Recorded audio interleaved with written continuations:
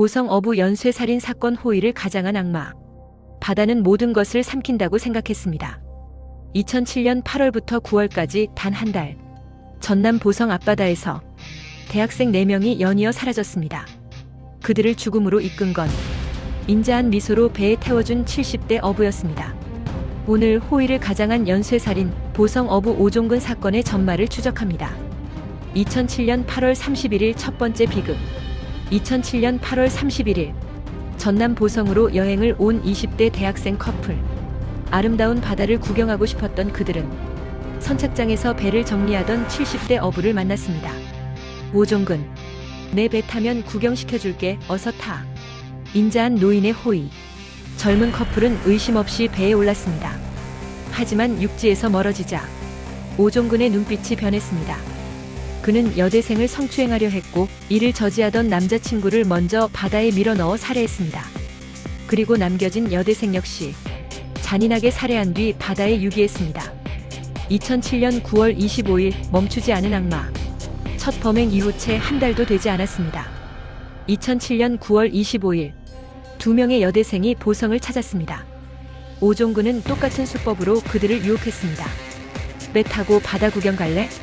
망망대해 위에서 본색을 드러낸 오종근. 겁에 질린 여대생들은 서로를 의지하며 저항했습니다. 하지만 오종근은 어구인 쇠갈고리를 휘두르며 공격했습니다. 결국 두 여학생은 차가운 바닷속으로 사라졌습니다. 70대 노인의 완력이라기엔 믿기 힘들 정도로 집요하고 잔혹한 범죄였습니다. 결정적 단서 0.5초의 메시지. 오종근은 완벽한 범죄를 꿈꿨습니다. 시신을 바다에 버리면 증거가 영원히 사라질 거라 믿었죠. 하지만 두 번째 범죄 당시 피해자 중 한 명이 찰나의 순간 친구에게 문자 메시지를 보냈습니다. 배 타다가 갇힌 것 같아 무서워. 이 짧은 메시지가 수사의 물꼬를 텄습니다. 경찰은 인근 어선들을 전수조사하기 시작했고 오종근의 배에서 결정적 증거를 발견했습니다. 피해자들의 머리카락, 혈흔, 그리고 여대생의 소지품. 악마의 민낯, 그게 무슨 큰일이라고. 검거된 오종근. 반성하는 기색은 전혀 없었습니다. 현장 검증에서 그는 무덤덤하게 범행을 재현하며 오히려 피해자들을 탓했습니다. 내가 만지려고 한 것뿐인데 지들이 날뛰다가 빠진 거다. 심지어 죽을 때가 돼서 죽은 거다. 이 발언은 유가족들에게 큰 충격을 주었습니다. 그의 집 곳곳에서는 피해자들에게서 빼앗은 옷가지와 가방이 전리품처럼 보관되어 있었습니다. 2010년 법의 심판, 재판이 진행되었습니다. 오종근의 범행은 명백했습니다. 계획적 살인, 성범죄, 그리고 시신 유기. 2010년 대법원은 오종근에게 사형을 확정했습니다. 당시 70대 고령자에게 사형이 선고된 것은 매우 이례적인 일이었습니다. 범행의 잔인함, 유가족에 대한 일말의 죄책감도 보이지 않는 태도, 모든 것이 고려되었습니다. 사건의 결말. 오종근은 2010년 대법원에서 사형이 확정되었습니다. 그는 2024년 7월 광주교도소에서 지병으로 사망했습니다. 86세의 나이로 복역 17년 만에 생을 마감했습니다. 피해자들의 이야기. 대학생 커플과 2명의 여대생.